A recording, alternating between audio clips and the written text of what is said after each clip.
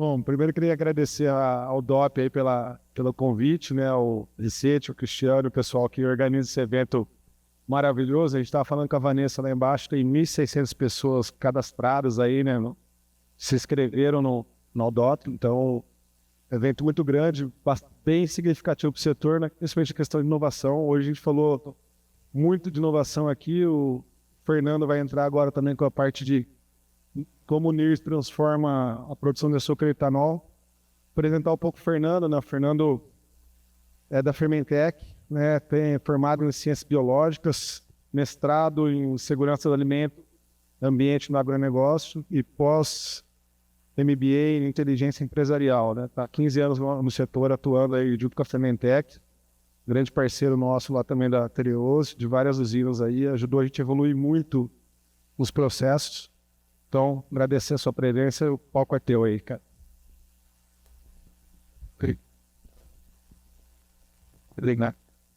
Boa tarde.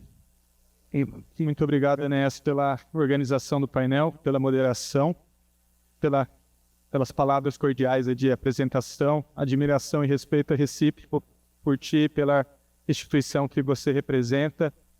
Muito feliz em estar aqui, pessoal, principalmente nesse momento especial para o setor de biocombustíveis, onde recentemente em Brasília foi aprovado o projeto de lei de combustível do futuro, que cria um ambiente propício para a expansão do consumo dos biocombustíveis, substituindo os combustíveis fósseis, principalmente nas matrizes de transporte terrestre, aéreo e marítimo, e novos produtos como biogás, biometano, etanol de segunda geração, propriamente o combustível sustentável de aviação e marítimo, eles abrem horizontes para ganho de escala e eficiência, onde ainda a pesquisa e desenvolvimento são necessários nesses setores, mas a Fermentec acredita que, apesar da vasta experiência do Brasil na produção de açúcar e etanol de primeira geração, ainda existem oportunidades de inovação para serem exploradas. Está sendo muito bem exploradas essas oportunidades nesse evento, boas palestras que eu tive a oportunidade de assistir, e a gente busca contribuir também com esse tema dentro de como a tecnologia NIR está transformando os processos, né? Nós acreditamos que nós estamos vivenciando nesse momento uma revolução nas tecnologias de produção de primeira geração, que elas têm sido impulsionadas pela biotecnologia e pela digitalização. Eu vou navegar um pouquinho dentro desses dois temas, tá? Eu vou um pouquinho sobre a biotecnologia, eu vou explorar bem rapidamente, com não mais do que 4 slides, porque na sequência o Rodrigo vem falar sobre biotecnologia, mas eu vou só posicionar uma atualização do programa de seleção de leveduras da Fermentec e uma novidade, e depois a gente já entra na parte de digitalização, onde a tecnologia de espectrometria no infravermelho próximo tem sido uma das tecnologias de destaque. Iniciando o nosso trabalho, pessoal, a biotecnologia está no centro das inovações que prometem revolucionar a produção de etanol a partir de cana-de-açúcar. A gente entende, pessoal, um exemplo claro disso são as técnicas avançadas de seleção de leveduras, o desenvolvimento de leveduras capazes de tolerar os estresses da fermentação tem permitido o uso de tecnologias como mutagênese induzida, fusão de escleroblastos, cruzamento entre cepas e engenharia genética. E a característica de leveduras de dominar o processo e atingir o final da fermentação é um dos principais passos para a gente atingir a excelência operacional. Aqui só uma imagem, pessoal, em mais de 85% dos casos, as leveduras personalizadas elas chegam ao final da fermentação. São dados consolidados da safra de 2023, a nossa última safra fechada, com mais de 39 destilarias e mais de 70 leveduras personalizadas, onde a gente encontra, em mais de 85% dos casos, as leveduras personalizadas chegam ao final da fermentação com mais de 60% de dominância, e um trabalho estatístico realizado em 7 safras consecutivas, em 41 destilarias, tem mostrado, com diferenças significativas, que as leveduras personalizadas elas entregam, em média, 0,91 pontos percentuais de rendimento geral à destilaria maior do que as usinas que não utilizam leveduras personalizadas. Então, um trabalho importante, estamos em 39 destilarias com esse conceito, outras destilarias usando leveduras selecionadas, e para as usinas que a gente ainda não conseguiu encontrar levedura personalizada e sofrem com problemas de floculação e outros problemas de fermentação, a Fermentec está numa nova geração de leveduras selecionadas, empregando edição genética, né? Então, a nova levedura Pedra 2 Plus, com o uso de engenharia genética, conseguimos conferir a essa levedura uma característica de resistência ao inibidor vegetal, que aumenta significativamente a competitividade da levedura Pedra 2 Plus frente às leveduras contaminantes. Então, aqui, pessoal, numa associação livre, o que foi desenvolvido aqui foi algo como se fosse um antibiótico para leveduras selvagens, tá? Então, a gente começa a safra com a levedura Pedra 2 Plus. A levedura Pedra 2 Plus ela tem as mesmas características da Pedra 2 inicial, que é a levedura mais utilizada para o início das safras nas destilarias brasileiras, mas só que nós fizemos uma edição gênica nela que conferiu a ela a resistência nesse inibidor. Então, a gente começa a safra com ela, vem monitorando a presença das leveduras contaminantes, e nos primeiros sinais de contaminação da fermentação, seja pelas análises de floculação em provetas feitas no laboratório, sejam por sensores de campo, né, como tem sido aplicado sensores de turbidímetros online para a gente verificar a presença de floculação dentro da adorna de fermentação. No primeiro sinal de contaminação da fermentação, a gente entra com essas aplicações desses inibidores, esses, entre aspas, antibióticos contra as leveduras selvagens, e a gente acaba inibindo ou diminuindo a competitividade dessas leveduras floculantes e aumentando a competitividade da Pedra 2 Plus. Aqui, pessoal, essa tecnologia já passou em escala de laboratório, escala piloto, chegou em escala comercial. Nós temos, nesse momento, 2 destilarias já usando em nível industrial, em nível comercial, essa tecnologia, tá?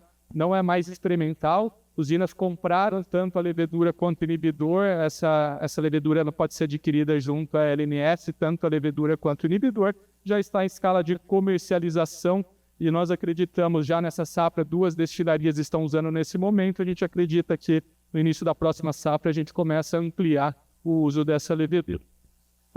O outro ponto, pessoal, então, aí aqui só resultados, né, aqui em escala de piloto ainda, as diferenças que nós temos de rendimento fermentativo com a levedura Pedra 2 Plus misturadas com leveduras floculantes, né, na ordem de 10% apenas de levedura Pedra 2 Plus contra 90% de levedura floculante. Após 4 ou 5 reciclos fermentativos, a gente já consegue conferir que na presença do inibidor, né, do extrato vegetal, a gente observa rendimentos fermentativos maiores. Quando a gente favorece o desenvolvimento da Pedra 2 frente às leveduras floculantes, maior presença de etanol, esse rendimento maior ele vem muito da diminuição dos residuais de açúcar ao final da fermentação. Então, aqui essa foram a atualização e a novidade que nós trazemos relacionada à biotecnologia. Vou deixar o espaço para o Rodrigo comentar um pouquinho mais sobre biotec de seleção de leveduras. E nós trouxemos 2 assuntos, né, que estão revolucionando o processo. O primeiro é a parte de biotecnologia de seleção de levedura, o segundo é a parte de digitalização dos processos. E aqui a tecnologia NIR ela ganha destaque, né, como uma espectroscopia de infravermelho próximo que permite com que a gente, em tempo real, faça a identificação, a caracterização de compostos químicos em amostra e permita que a gente tenha processos mais ágeis, dinâmicos e precisos para a condução. Nosso foco aqui, pessoal, é demonstrar, nós trouxemos 3 estudos aqui de caso, de como nós temos aplicado isso, muito em complemento do que foi apresentado pela Ativus e pelo Jaime. Nós vamos trazer uma aplicação disso na análise de cana desfibrada, né, como a quantificação do açúcar entrado na usina, uma aplicação também que foi comentada na Ativus, da cor de açúcar em linha, né, no processo na linha de produção de açúcar, na esteira de açúcar. No caso aqui do açúcar cristal branco. E a última aplicação é na fermentação. A gente tem aplicado o NIR na recirculação da adorna, buscando a otimização dos processos. É um pouquinho do que a gente vai trazer a experiência da Fermentec. Vou procurar não ser repetitivo, então vou focar um pouquinho mais da apresentação nos pontos que forem complementar ao que o time da Ativus apresentou e vou passar um pouquinho mais rápido no que foi repetido, as 2 coisas. Então, começando aqui, pessoal, basicamente a gente reforçar o conceito de que o sucesso do NIR ele é dependente de 3 pilares essenciais: calibração, validação e monitoramento contínuo, pessoal. A gente não pode esquecer, não é uma solução plugin, não adianta chegar e colocar e achar que o laboratório industrial ele vai descontinuar, ele não vai descontinuar. Ele pode sim reduzir drasticamente a frequência de análise, mas ele tem um papel fundamental de garantir a confiabilidade dos dados do NIR. Então, esse é um processo de sucesso do NIR, onde ele envolve a coleta de amostras, análises das amostras no laboratório e no NIR, a calibração, que ela é dependente de modelos precisos, né, e que consigam contemplar diferentes tipos de amostra ao longo da safra. Por isso que em alguns casos e algumas características de amostra depende de alto nível de repetições e de amostragem para que a gente consiga construir uma curva representativa, principalmente quando a amostra é muito heterogênea. Para as amostras mais homogêneas, um pouco menos de análise já é o suficiente para a gente gerar essa calibração. Então, modelos precisos, as amostras representativas que cubram diferentes faixas de leitura e metodologias de referência confiável, pessoal. O NIR, ele não pula a etapa de atualização tecnológica do laboratório, tá? Então, os laboratórios, eles precisam ainda assim, mesmo na presença do NIR, continuar a evolução dos seus equipamentos, dos seus métodos analíticos, porque como ele é um método de comparativo, de referência, se o método de referência tradicional ele não está o mais atualizado, ele carrega todo o erro da método convencional para o NIR também. Então, é fundamental a etapa de calibração. A etapa de validação, pessoal, fundamental com amostras fora das amostras que foram utilizadas na calibração. Um outro grupo de amostras é feito a validação, utilizando algumas métricas. As duas métricas mais famosas é o erro médio quadrado e o coeficiente de correlação. Obtendo bons indicadores de calibração, o equipamento entra na fase de aplicação. Porém, aqui é fundamental, pessoal, entrou na fase de aplicação, não termina o trabalho. É fundamental que o laboratório industrial continue monitorando a qualidade do funcionamento do NIR. E no primeiro sinal de desvio entre as leituras, que a gente retorne para os métodos convencionais e refaça a calibração para voltar a utilizar a tecnologia do NIR, tá? Então, 3 pilares essenciais: calibração, validação e verificação periódica. Só reforçando, o sucesso do NIR ele depende de pessoas capacitadas e laboratórios bem equipados. Nós não podemos pular a etapa de atualização tecnológica dos laboratórios. Aqui eu trago um exemplo, pessoal, para reforçar esse conceito. Então, com o NIR na rotina, acabou o trabalho do laboratório, pessoal? Não acabou. Ele reduz frequência analítica, porém ele eleva a inteligência do laboratório e a responsabilidade do laboratório, né? Necessário monitoramento periódico com análises convencionais para garantir os resultados, né? Aqui um exemplo clássico disso que eu estou falando, pessoal. O monitoramento da cor do açúcar pelo laboratório e pelo NIR convencional. A gente percebe que a primeira janela de 1 até 30, 29 amostras, a gente tem um resultado uma eficácia muito boa do equipamento NIR. Porém, após a análise 29, a gente começa a observar um desvio sistemático da leitura do NIR, apresentando resultado abaixo do esperado do resultado real, né? Nesse momento, pessoal, se a equipe de laboratório não estiver atenta, a gente começa a ter desvios nas leituras, e eu já vi caminhão retornar do Porto de Santos em função de açúcar fora de especificação. A hora que olhou a contraprova e fez pelo método tradicional, realmente o açúcar estava fora de especificação. Então é fundamental que a gente continue monitorando, identificada a tendência ou um erro acima da expectativa, retorna para o método convencional, refaz a calibração do equipamento e após a nova curva de calibração a gente volta a utilizar o equipamento NIR na rotina. Isso aqui é fundamental.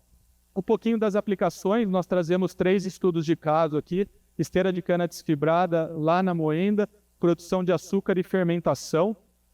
Passando um pouquinho aqui pela evolução do laboratório de matéria-prima, nós temos tido muita atualização tecnológica, né? Um laboratório de matéria-prima convencional, com amostragem por sonda amostradora de cana, desfibragem em laboratório, equipamentos refratômetro e sacarímetro, depois passando por um convencional com o NIR integrado ao desfibrador de cana, que já foi uma evolução. Porém, as usinas têm experimentado o aumento sucessivo de moagem, né? Foi mostrado a Ativos processamento de cana acima de 1.000 toneladas a hora, aí, obtendo 28, 30 mil toneladas de cana a dia. Isso ele gera uma diminuição da capacidade de amostragem de cana. Então, muitas usinas, quando chegam nesse limite de moagem, eles acabam reduzindo significativamente a amostragem de cana.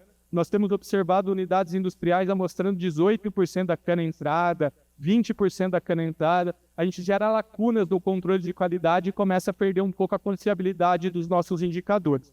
E aqui entra essa oportunidade, né? Na hora que a gente começa a fazer os cálculos entre a aquisição de uma nova sonda oblíqua e todos os equipamentos de laboratório necessários, a parte de manutenção dos equipamentos consumíveis, ou a possibilidade de colocar um NIR online na esteira de cana para a gente analisar 100% da cana que passa pela moenda, a gente começa a encontrar algumas oportunidades aqui na parte de controle de qualidade.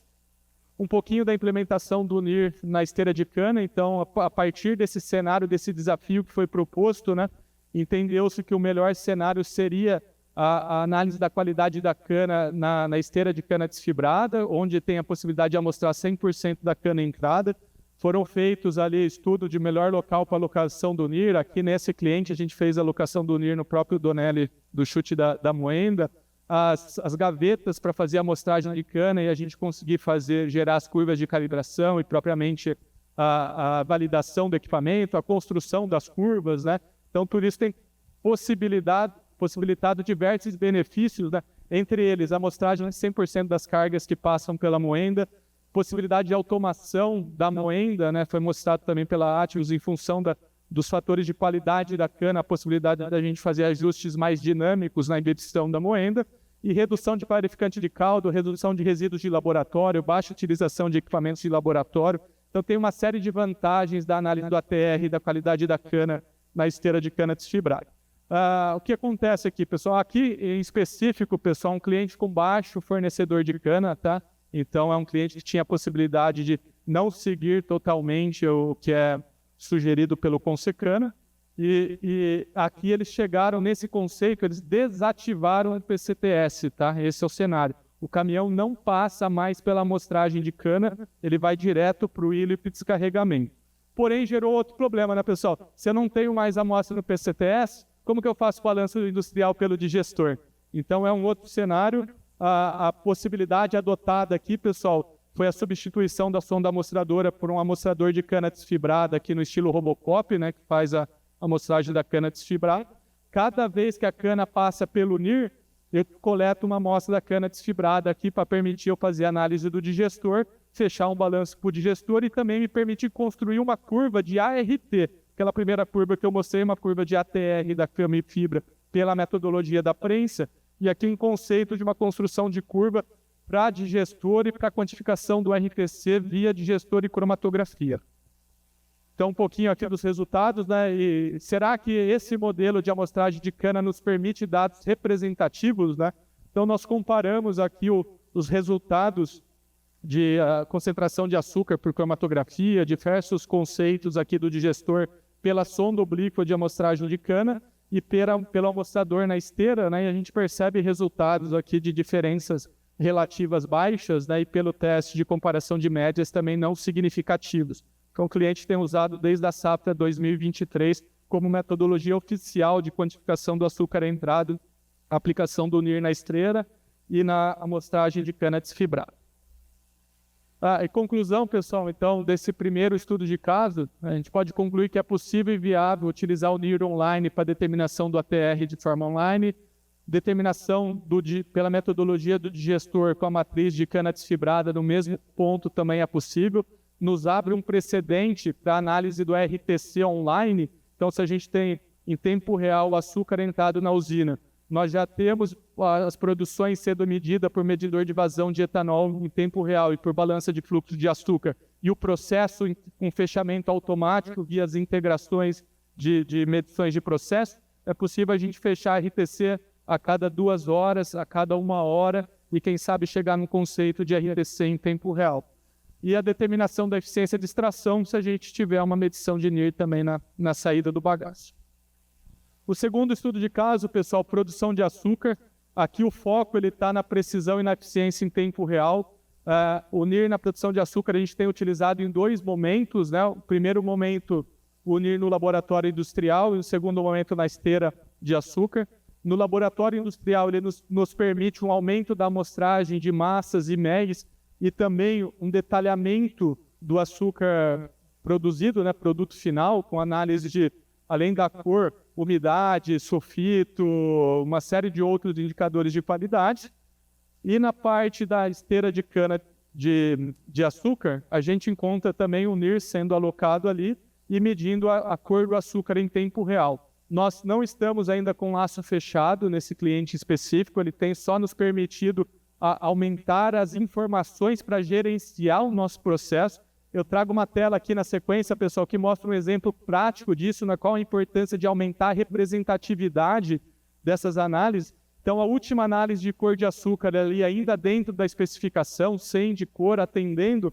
Porém, se a gente observar a análise de cor em tempo real na esteira, durante essas 2 horas entre uma amostragem e outra, o açúcar já saiu fora de especificação. Agora a gente não precisa mais aguardar o próximo lote a cada 2 horas para tomar uma decisão do processo. Enquanto isso já acontece, no exato momento em que o desvio acontece, a operação já toma as ações para reduzir esse problema. E o próximo passo é tentar amarrar laços fechados ali, seja no tempo de lavagem do açúcar ou em aplicações de insumos em etapas anteriores, na decantação, na flotação do xarope. Então abre aqui um precedente importante. E para a gente já entrar na reta final aqui da apresentação, pessoal, um pouquinho da aplicação do NIR no monitoramento da fermentação. Aqui a gente tem uma relação importante com a inteligência artificial. Aqui eu vou trazer os resultados de um projeto que é financiado pela FINEP, liderado pela Fermentec, mas com participação da UFSCar e da Unifei, onde a gente tem aplicado um pouquinho o uso do NIR na fermentação em 4 cenários, né? O primeiro no monitoramento da fermentação em tempo real, o segundo na identificação do fim da fermentação, no controle automático da alimentação e no controle avançado da temperatura das dornas. As variáveis que estão sendo monitoradas, né? Então, porcentagem de levedo, BRICS, as concentrações de açúcar por cromatografia, sacarose, glicose e frutose, manitol, ácido lático, ácido acético, glicerol e etanol. Opa, aí, muito essa foto. Eu acho que não entrou, fico devendo. Mas é essa foto aqui, pessoal. Basicamente, eu trazia ali, eu peço desculpas, não entrou a fotografia. Basicamente, eu ia mostrar como está a instalação do NIR nesse cliente. Então, a gente tem aplicado o NIR na recirculação da dorna para permitir o monitoramento da cinética de fermentação ao longo das horas de fermentação. Aqui nós usamos um sistema de um NIR para enxergar mais de uma dorna, tá? Então, não é um NIR por dorna. Então, a gente observa aqui a central de amostragem, a gente centralizou todas as tubulações intermediárias num único ponto e fazemos as amostras a passarem at-line, né? Não seria online. Então, a cada hora de fermentação, a gente abre uma válvula automática, ela passa pelo NIR, lógico que ela guarda, respeita os tempos para que a gente consiga limpar a célula ali do NIR, faz a leitura, registra a leitura da dorna 1. Fecha a válvula da dorna 1, abre a válvula de flegmassa, faz a limpeza, abre a válvula da dorna 2, aguarda um tempo para um pouco de vinho passar pela célula de leitura e aí faz a leitura da dorna 2. Então a gente não tem dados em tempo real de todas as dornas, mas a gente começa a ter resultados pelo menos de hora em hora de múltiplos componentes da fermentação. Um pouquinho do que a gente tem feito sobre o perfil de alimentação, pessoal. Então, o projeto do FINEP, da aplicação de NIR, a gente está focado em 2 conceitos. O primeiro conceito é a redução de volume de vinhaça associado ao aumento dos teores alcoólicos de fermentação. E o segundo conceito associado ao aumento de produtividade das fermentações. Quando a gente fala em aumento do teor alcoólico para reduzir a vinhaça, a gente está falando da importância do controle de temperatura. Então, a gente tem feito diversas simulações para entender como que a alimentação da dorna impacta a liberação de quilocalorias horas durante a fermentação. E aqui a gente trouxe só um exemplo, né, de qual que é o potencial de flutuar a alimentação, ou a forma de alimentar as dornas sobre o resultado da fermentação em produtividade e em temperatura. Uma alimentação padrão, onde a gente segue uma vazão fixa de alimentação durante toda a dorna. Uma alimentação otimizada, onde eu forço o início da alimentação de uma fermentação embatelada e depois eu faço um final de fermentação mais cadenciado, e um modelo otimizado, onde a gente no otimizador fixou que a fermentação não pode passar de 34 graus, tá? Isso aqui é um estudo em sílica, modelagem, simulação computacional, e a gente observa aqui, pessoal, E é um exemplo em que a gente colocou restrições no controle de temperatura. O controle de temperatura ele é subdimensionado, então as temperaturas vão passar dos 34 graus. Essa é de vazão. É de vazão. Eu vou mostrar na sequência o RT. Então, o que a gente observou, pessoal? Basicamente, né, com a curva padrão, eu tenho um sistema subdimensionado, então a temperatura passa dos 34 graus. A gente observa que essa temperatura ao longo da alimentação ela vai chegando no ápice, e eu tenho aqui a simulação feita com teores alcoólicos entre 11% e 12%, com a fermentação terminando perto das 11 horas de fermentação. No modelo otimizado, pessoal, eu consigo ganhar algo próximo de 5% de produtividade da fermentação, reduzir o tempo de fermentação em torno de 5%. Porém, eu extrapolo o limite de 34 graus por mais tempo, tá ok? E no controle otimizado, onde apesar da Dorna estar com o sistema de troca de calor está subdimensionado, eu coloco a regra que a temperatura não pode passar dos 34 graus, eu consigo controlar a temperatura de fermentação pela alimentação. Porém, eu gero um aumento do tempo de fermentação, algo próximo de 10% a mais. Eu comprometo a produtividade da planta industrial. E um pouquinho aqui das concentrações de ART, né? Então, aqui nós temos as concentrações de açúcar, etanol e as concentrações de levedura. Então, a gente percebe que numa alimentação padrão, a gente fica ali em torno de 6% de açúcar dentro da Dorna. Numa otimizada, a gente chega até 12% de açúcar. E num controle mais otimizado, aqui eu aumento o tempo de fermentação, porém eu consigo manter as temperaturas da Dorna abaixo de 34 graus. E isso, pessoal, sem aplicação de NIR, tá? Que eu só estou olhando a temperatura de fermentação, basicamente. Mas com a entrada do NIR na fermentação, né, isso abre diversas possibilidades. Uma delas é a construção de protocolos de controle da fermentação com RT estável durante a fermentação. Então, a gente consegue, a partir daí, construir regras de controle que permitam a gente ter ARTs estáveis durante toda a fermentação, modulando a válvula de alimentação, e essa concentração, a concentração que otimize a produtividade e reduz a temperatura. Isso. Isso aí, manter sempre próximo a 10% para esse modelo aqui. E como a gente tem agora a leitura do RT dentro da Dorna, a gente consegue fazer essas flutuações. E esse 10% ele pode variar, mas seria uma concentração que potencialize a produtividade sem exceder a temperatura de fermentação.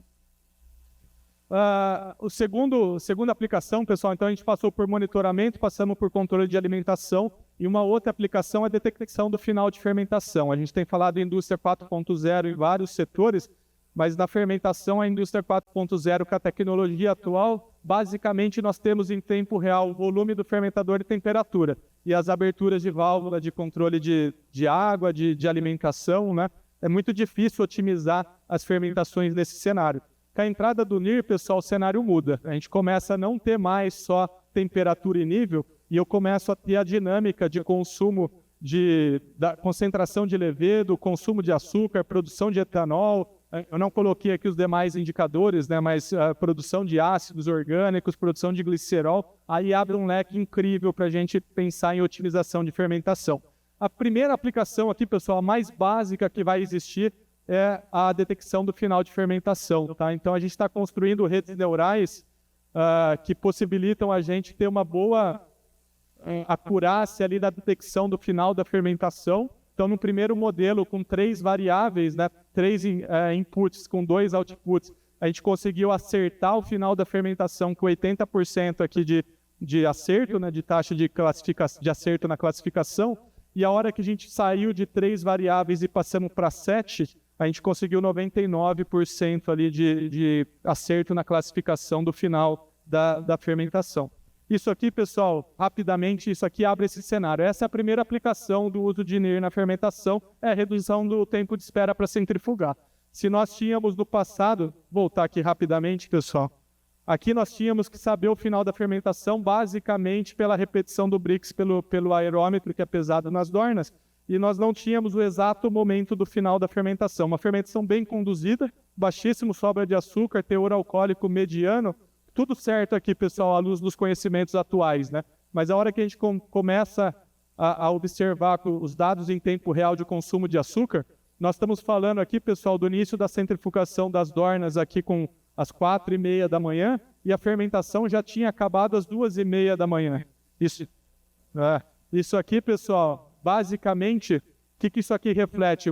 Uma simulação muito básica aqui, pessoal. 7 dornas de fermentação, dornas de 1 milhão de litros. Se eu tenho 9,5 de teor alcoólico e 10 horas e meia de fermentação, eu estou falando de uma capacidade produtiva de 850 mil litros de etanol produzido. Se eu for baixando 1 hora de fermentação, com a mesma teor alcoólico da dorna, estou falando de sair de 850 para 940, e se eu ganhar 2 horas de fermentação, estou falando de sair de 850 para 1 milhão e 50 mil litros de etanol produzido. Aumento de produtividade na ordem de 10 a 20% com o uso da tecnologia, se encontrado em cenário de tempo de espera elevado. E aqui, para finalizar, pessoal, só deixar a mensagem para vocês. As tecnologias, elas são valiosas, mas é o conhecimento, o comprometimento e a habilidade das pessoas que garante o sucesso dos projetos de tecnologia, e cabe a gente, como lideranças, capacitar os colaboradores para eles entenderem, operarem e otimizar as ferramentas de tecnologia, para a gente garantir que essas inovações elas virem resultados concretos. Tá ok? Eu agradeço, pessoal. Fico à disposição, Enéas. Muito obrigado. Show de bola. Ninguém tem um cheque em branco aí, não? Preciso colocar essas coisas lá na minha usina também, pô. É muita coisa boa, né? Muita coisa boa, muita coisa interessante. E isso a gente vê na prática também, né? Eu coloquei um negócio desse na minha cerveja em casa, tá? Porque para minha fermentação acabar no momento correto.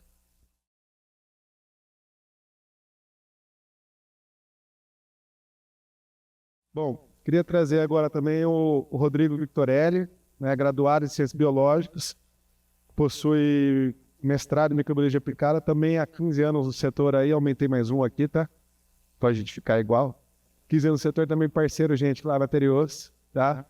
O palco é seu, cara.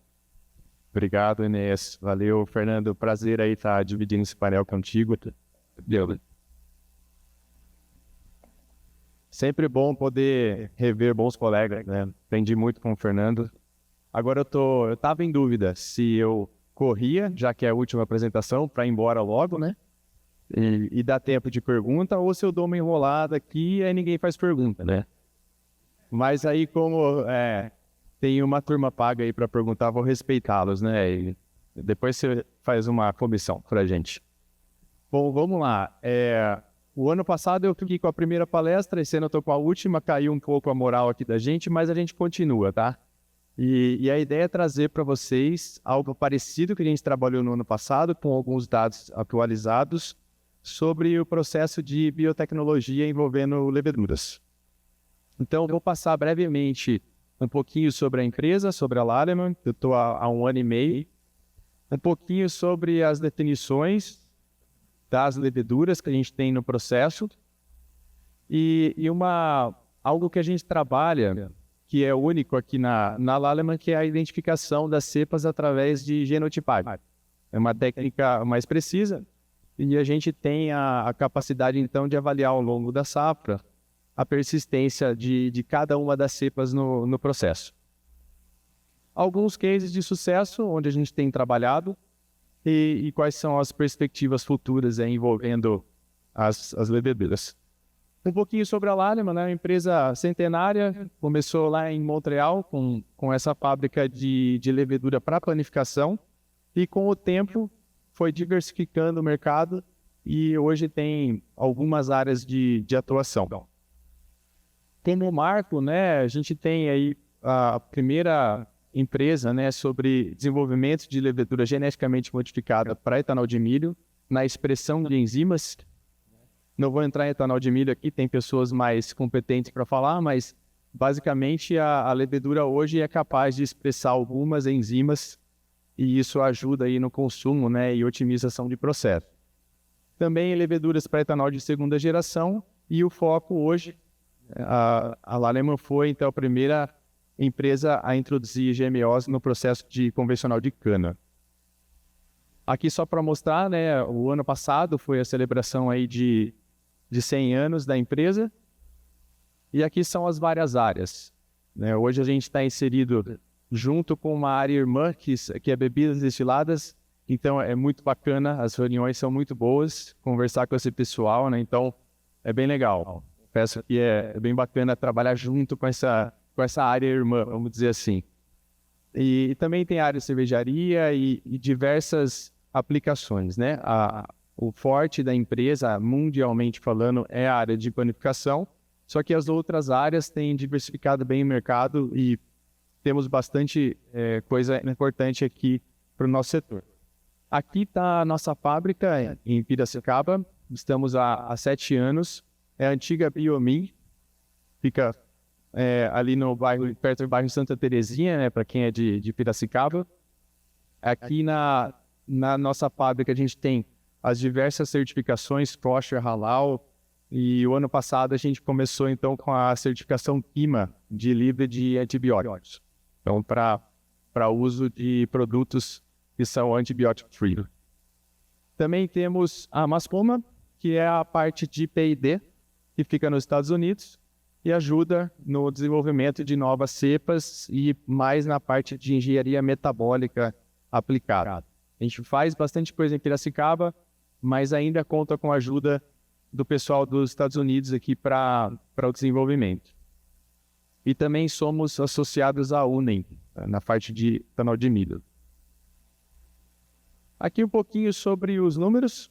Hoje a gente tem tanto a parte de clientes em etanol de cana quanto etanol de milho.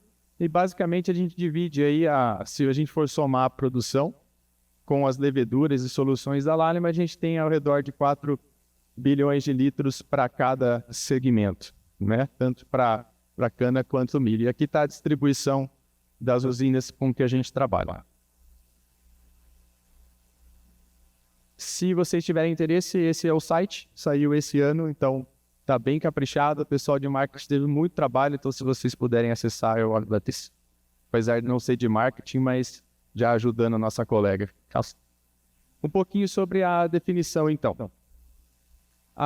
Como o Fernando trouxe, né, a gente tem algumas, antes de começar a falar sobre as biotecnológicas, voltar um passo atrás e dar algumas definições, né? O Fernando trouxe sobre as leveduras selvagens, então são leveduras que aparecem no processo e muitas vezes causam muitos problemas. Floculação, espuma, sobra de açúcar e tudo mais. Então, isso é bem comum, né? As leveduras selecionadas são leveduras que tradicionalmente foram isoladas do processo fermentativo e têm um bom potencial. Possuem algumas características que são desejáveis. Alto rendimento, alto aeropólico, robustez e tudo mais. O problema é que, como o Fernando mostrou, muitas vezes a gente começa com uma levedura boa, consolidada, só que chega no meio, até antes do meio da safra, essa levedura já foi embora. E o que tem sido explorado muito bem pela Fermentec são as leveduras personalizadas que o Fernando já trouxe, né? São leveduras boas que conseguem resistir ao processo. E a gente tem agora a definição de leveduras biotecnológicas. Então, são leveduras que foram isoladas de processo, né? Não necessariamente, mas a maior parte sim, são leveduras que estão lá no processo, foram selecionadas e passaram por melhoramento genético. São vários tipos e vários métodos que podem ser usados de melhoramento genético para construir uma levedura biotecnológica, tá? Aqui eu trouxe 2 principais, né? A cisgenia e a transgenia, que eu já vou falar logo mais. Só um lembrete, eu coloquei esse slide aqui para pontuar que todas as leveduras no Brasil, né, são aprovadas, devem ser aprovadas pela CTN-Bio, que é o órgão do governo, tá? Então, tudo que a gente tem de novidade, ele vem, passa por um processo piloto e entra um dossiê e vai ficar ali vários meses em aprovação no CTN-Bio. Isso para garantir que, apesar das modificações genéticas, né, são leveduras seguras para o meio ambiente, para a saúde animal e tudo mais. Então, só pontuando que temos, né, e todas as empresas que trabalham com isso devem ter aprovação na CTN-Bio. Então, vamos lá, algumas etapas de desenvolvimento de leveduras biotecnológicas. Então, a partir do momento que você tem dentro da planta ou dentro do setor, uma levedura que já tem algumas características desejadas, aí você tem um background, que a gente chama. Tem uma cepa onde você vai poder trabalhar. Tá? E aqui, voltando um pouco nas aulas clássicas, acho que tem um monte de biólogo, né? Hoje já foram eu, Fernando, teve o Vanderlei mais cedo também, né? Voltando na aula clássica de evolução, onde, só para falar um pouquinho sobre a evolução dirigida aqui. Um exemplo clássico que a gente tem em aula de evolução são as mariposas que estavam na Inglaterra na época da Revolução Industrial e tinham mariposas claras e escuras. E na época as árvores naquela região eram claras.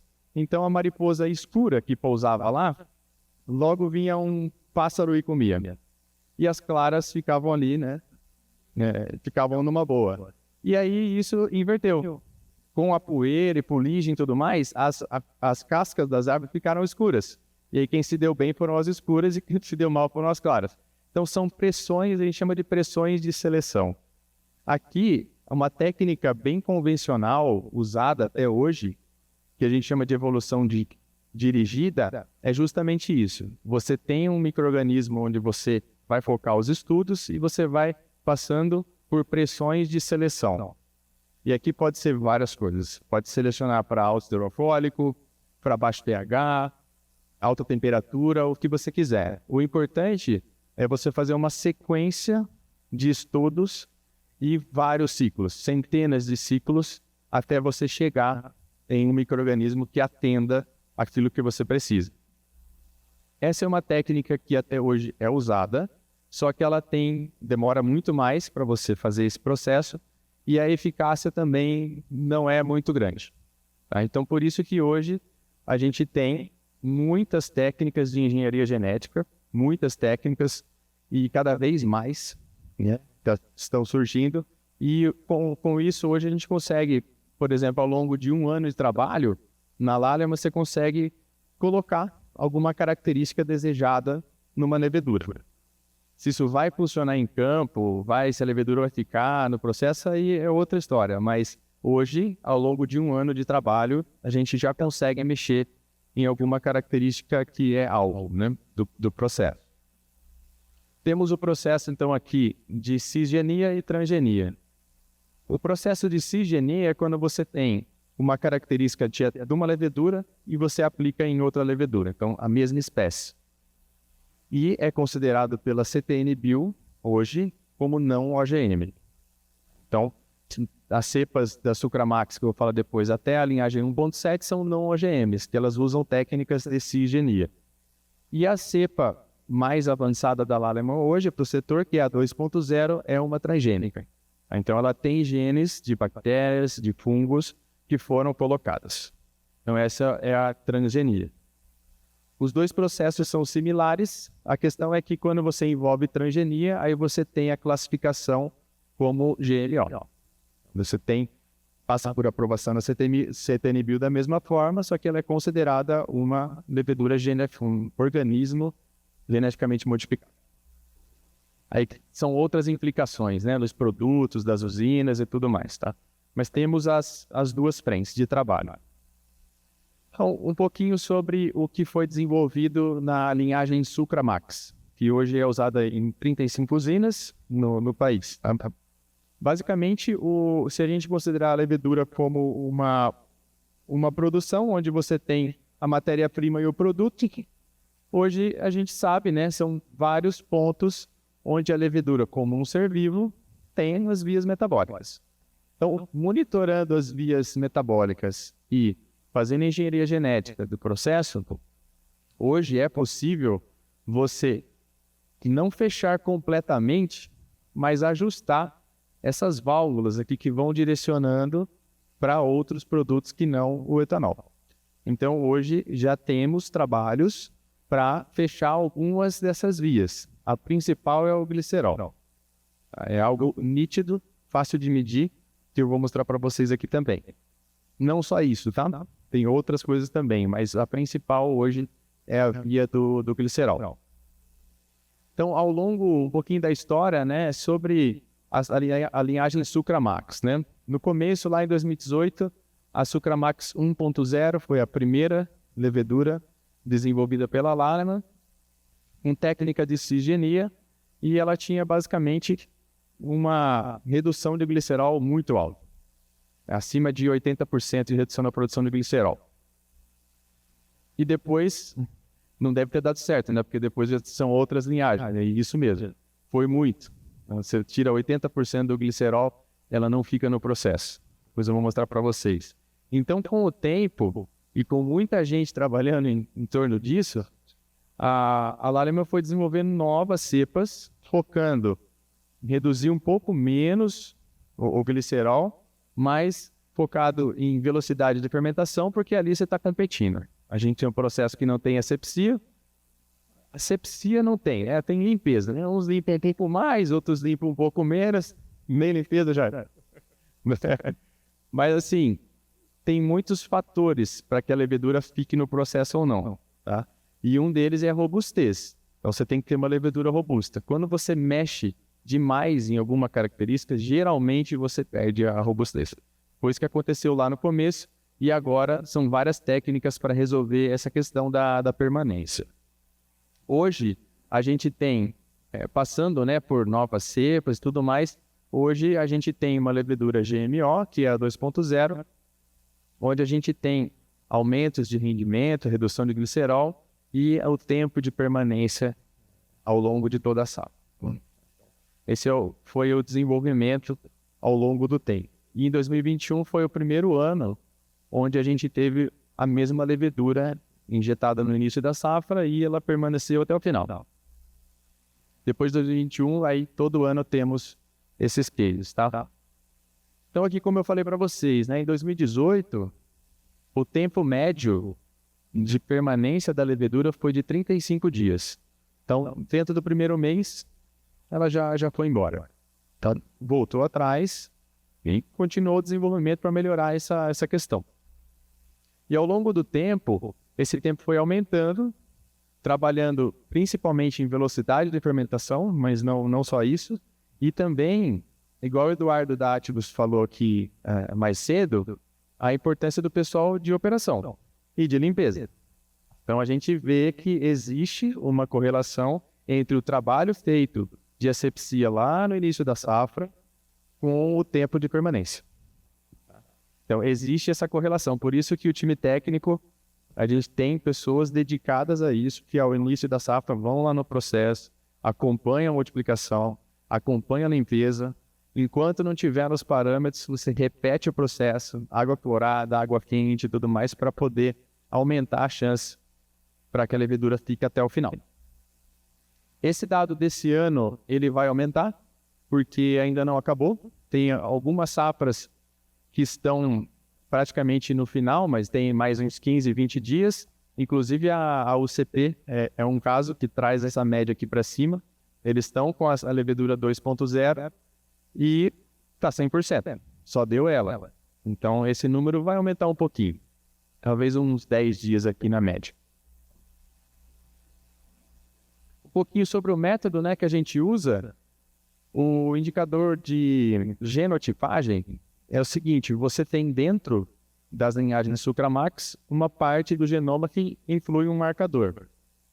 Tá? Ele não é uma parte do genoma que não tem muita função. Se você mexe ali pode complicar outra coisa. Então ele tem um marcador instalado ali e por técnica de PCR, que é a reação em cadeia da polimerase, que é basicamente, isso ficou muito famoso, né, com os testes de Covid, né, nos últimos anos, é uma técnica muito similar, muito rápida e muito precisa. Então a gente consegue ver quanto de levedura da Sucramax tem ali no processo. Tá? A gente só pega uma amostra de creme, a cada 15 dias, as usinas que trabalham com a Lallemand tem um motorista que vai pegar essas amostras e depois a cada 15 dias a gente lança um relatório de qual é a porcentagem da Sucramax no processo. Então, basicamente, é um teste super rápido e super preciso, que revolucionou um pouco a visão sobre a entrada das leveduras selvagens e a precisão disso. Eu trouxe aqui, eu atualizei 2 cases onde a gente tem, aqui na parte de baixo, a permanência, né, a porcentagem de sucramax no processo. E na parte de cima, a gente tem o K-glicerol, em que é o glicerol dividido pelo etanol, basicamente. Então, para vocês verem que quando a gente tem aqui abaixo a saída, aqui são as semanas de safra, né? Quando você tem a saída, às vezes ela sai um pouco mais rápido, um pouco mais lento, tá? Mas você já consegue ver um aumento no KG. Isso é bem comum da gente observar. E aqui um outro caso também, onde a saída foi um pouquinho mais rápida e aqui o glicerol subiu, tá? Então, a gente sempre faz essa metodologia para garantir, né, que a redução do glicerol é visível no processo. E aqui eu queria gastar um pouco mais de tempo, não para gerar mais perguntas, tá bom, 10 minutos. 10 minutos, então eu vou falar 10 minutos, aí vocês não perguntam nada. Não, rapidinho então, ó. A levedura 2.0, ela tem uma funcionalidade, além do glicerol, que é a expressão de algumas enzimas glicoamilase. Então, qual é o trabalho que a gente faz? Essa aqui foi essa safra, uma unidade da Raízen, que usou essa levedura, e o que a gente fez? A gente coletou amostras de vinho, trouxe para o laboratório e colocou um caminhão de glucoamilase nessa amostra para analisar o açúcar liberado.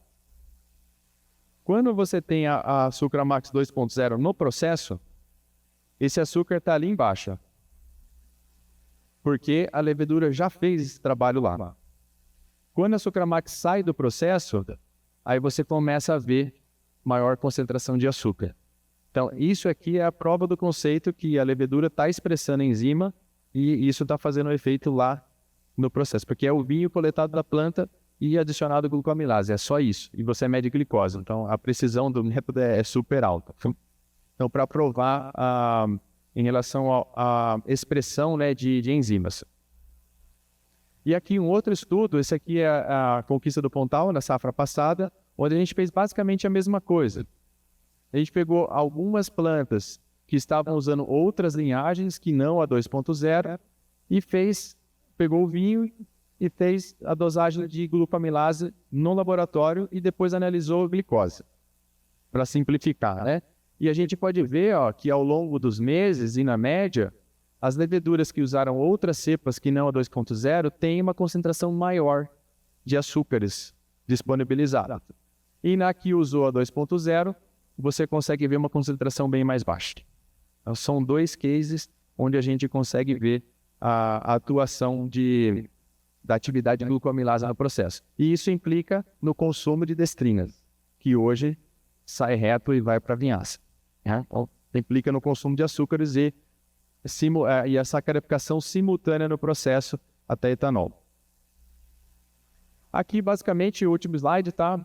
Para alívio dos que vão perguntar, esse aqui é o que a gente pretende, né? Expansão dentro dos grupos que a gente já trabalha, expansão dos grupos que ainda não usam leveduras biotecnológicas, maior tempo de permanência, que ano a ano a gente tem conseguido um pouquinho a mais, e vários cases de safra inteira, e novas linhagens GMOs com novas funcionalidades, expressão de outras enzimas e outros processos. E aqui a divulgação do nosso evento Biofuels Academy, que vai acontecer em Campinas. Vocês têm no folheto de vocês, o pessoal do marketing pediu para eu avisar. Nesse folhetinho que vocês receberam da Lallemand tem um link para inscrição. É um evento técnico muito importante, que a gente desenvolve. Não é de graça, não é. Já foi a primeira pergunta. E vai ser em Campinas, tá? Vai ser em Campinas em dezembro. Então eu estou disponível para... Esse aqui é o meu contato. Eu vou estar também mais tarde no jantar, não tão visível. Eu vou usar outra roupa, porque só tem eu de vermelho aqui no evento inteiro. Mas eu fico à disposição. Obrigado pela atenção, pessoal.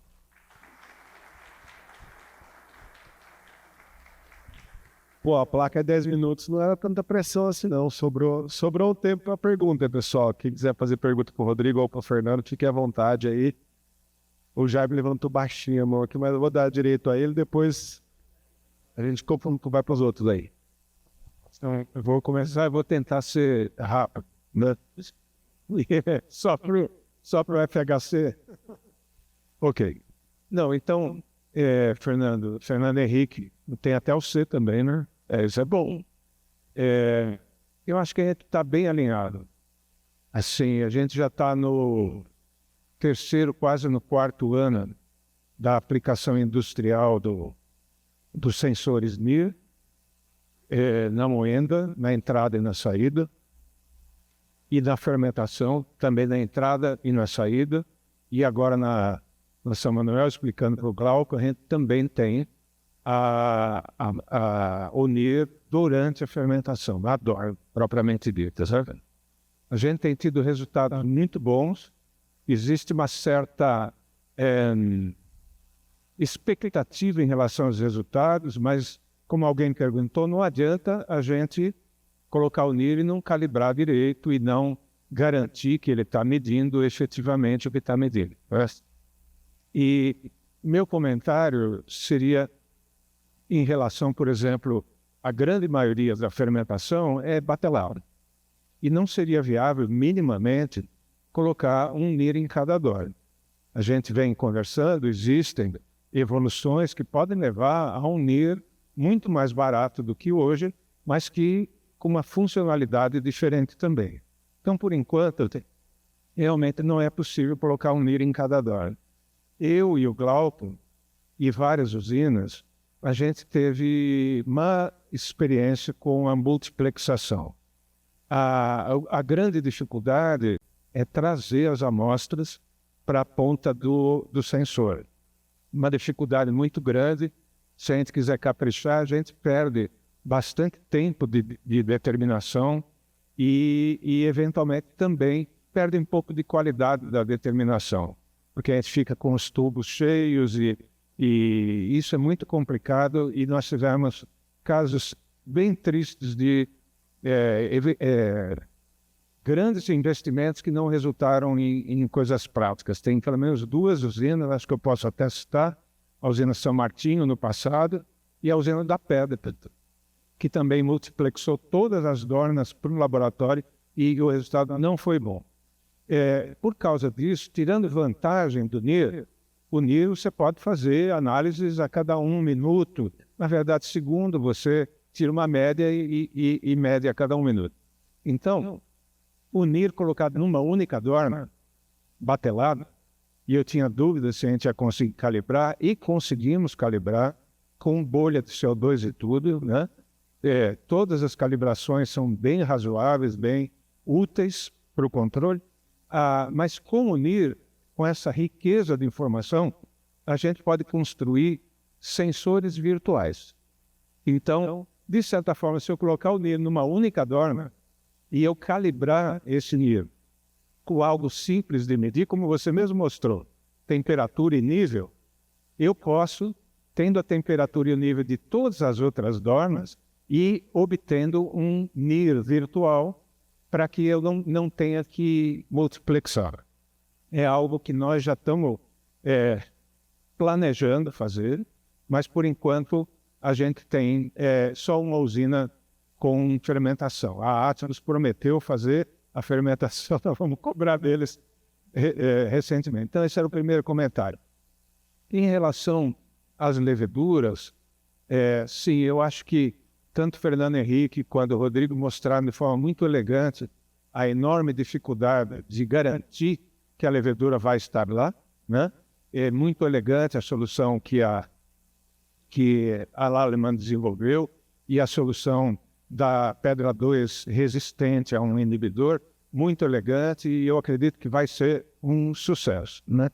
O único comentário que eu queria fazer é que quando a gente força a usina a ficar com uma única levedura, né, Rodrigo, comentando sobre isso lá fora, você perde a possibilidade de continuar selecionando as suas leveduras melhores. Vai ter que fazer isso em outras usinas. Então, o único comentário, parabéns para os dois colegas, espero que a gente possa ter essas oportunidades de debate aí. Obrigadão, Enéas. Obrigado. Mais uma pergunta?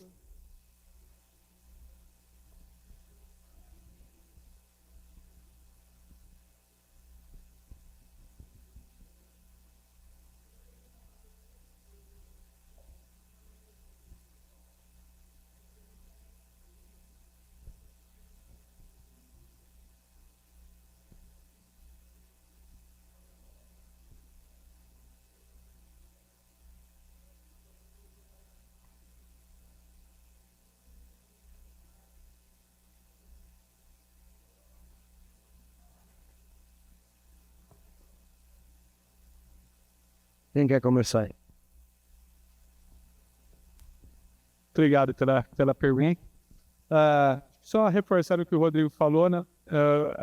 Fato que essas leveduras geneticamente modificadas, elas precisam cumprir o rito que o CTN-Bio. As duas leveduras têm as aprovações, então, para o mercado interno. Inclusive, a levedura da Fermentec, a Pedra 2 Plus, ela é uma considerada não OGM, então ela não necessita de documentações adicionais, nem por parte da Fermentec, nem por parte do cliente. Ela tem autorização para ser utilizada em fermentações, fábrica de levedura seca, ração animal e consumo humano, né? Então, acho que agora, com relação ao mercado exterior... Então, Vitor, boa pergunta, né? A gente trabalhou junto ano passado para tentar viabilizar esse projeto com a São Martinho, e o que a gente tem feito são duas coisas, né? O primeiro é participar de eventos, falar de GMO. Hoje no milho, por exemplo, é 100% GMO, né? E você tem a saída do DDG que contém todos esses genes modificados, então já tem, vamos dizer, um precedente, né? E outra estratégia é ir caso a caso, não direto no seu comprador de levedura. Qual é o problema para ele? E trabalhar cultural, sabe? E também o que a gente pretende fazer nessa próxima safra é coletar essas amostras, que na verdade a gente já tem para fazer o PCR, e trabalhar na identificação de genes específicos para fazer tipo um laudo, né? Porque mesmo com a aprovação da CTN-Bio, a gente encontra, sim, resistência, e é um mercado importante que a gente deixa de atender, né? Obrigado, pessoal. Acho que estamos no tempo aí. Tem mais uma pergunta aqui. Então vamos dar essa abertura para o Glauco. Perguntas rápidas, respostas rápidas. Fernandão, por que 34 graus? Se nós temos várias usinas com temperaturas aí 36, 38. Você chegou a rodar o seu modelo para temperaturas maiores que 34? Rodrigo, glicerol, assim, até onde a gente entende, é um produto de defesa da levedura. Então você está falando que ela excreta menos glicerol. Então esse glicerol fica armazenado. Teoricamente. Isso implica alguma coisa a nível de proteína ou não? Obrigado.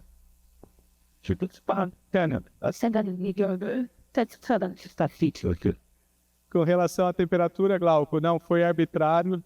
A gente entendeu que até 34 graus, com teores alcoólicos de 11% a 12%, a gente conseguiria conduzir.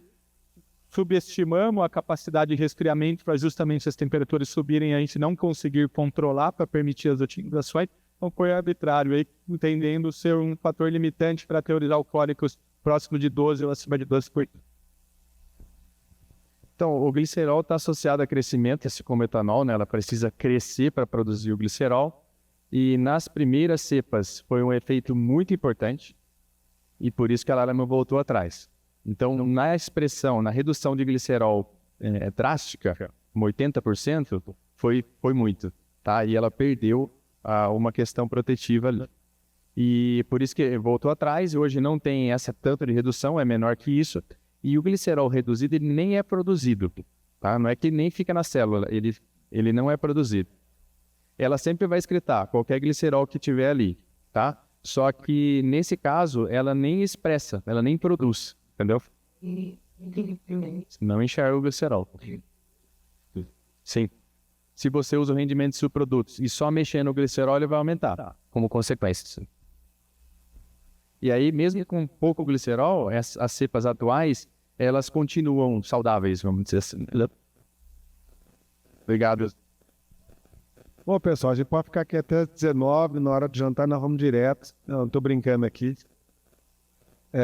Mais uma aqui para o João.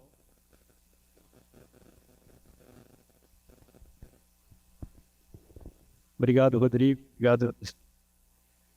A questão do glicerol, né, ele tem um papel ali de estresse, proteção, tem uma parte do balanço do redox. Como que fica o balanço redox no caso das sucramantes?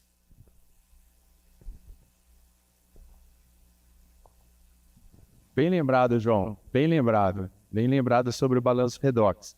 Quando a gente tem uma percentagem, uma relação, melhor dizendo, uma relação ATR massa seca muito alta, isso implica na maior formação de glicerol, tá?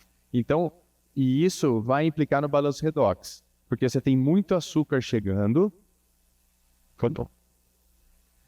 Geralmente é no começo da alimentação, mas não apenas, tá? Se você tem muito açúcar chegando e a via do glicerol é usada para corrigir o balanço redox e ela conseguir fazer o ciclo e não travar. Porque você tem muitas fermentações afogadas, que a gente chama, quando você vai lá e erra na alimentação. Isso nem acontece, né? Talvez uma vez por dia só. Então, o trabalho sobre o balanço redox, João, tem que ficar muito atento sim, tá? Essa relação de ATR e massa seca, para você garantir que mesmo produzindo menos glicerol, as cepas não vão travar, né? Com relação a isso, é um ponto de atenção sim, tá? Bom, turminha, vamos encerrar por aqui. Estamos no horário, tá? Então, pessoal, vai puxar nossa orelha aqui. Obrigado a todos.